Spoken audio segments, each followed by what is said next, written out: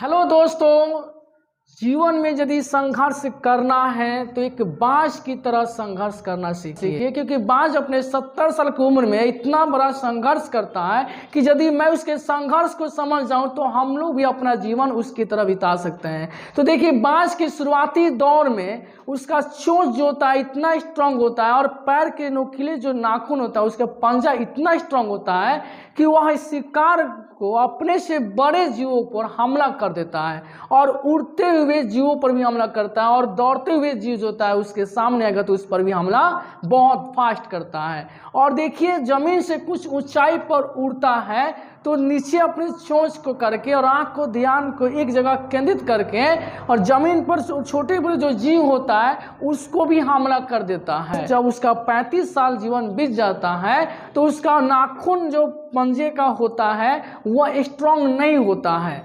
कमज़ोर हो जाता है और उसका जो चोंच होता है वो भी कमज़ोर हो जाता है। तो इस वजह से वह शिकार नहीं कर पाता है।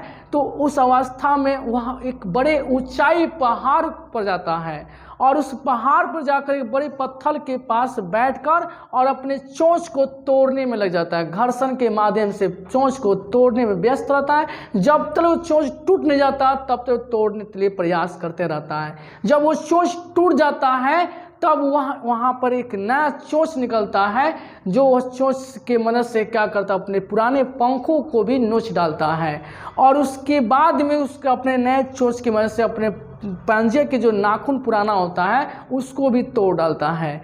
इस तरह से उसकी पूरे नए दौर में एक फिर से उमंग आ जाता है, नए चोंच नए पंजे के साथ में और पंख के साथ में। जब वो नए दौर में निकल आता है तो फिर से 35 साल की जिंदगी जीने के लिए फिर से तैयार हो जाता है। देखिए, बाज में भी एक ऐसी खासियत होती है कि वो बादलों को चुनौती देती है कि बरसना जितना बरस लो, तुम्हारा ये अवसर हम पर नहीं पड़ेगा।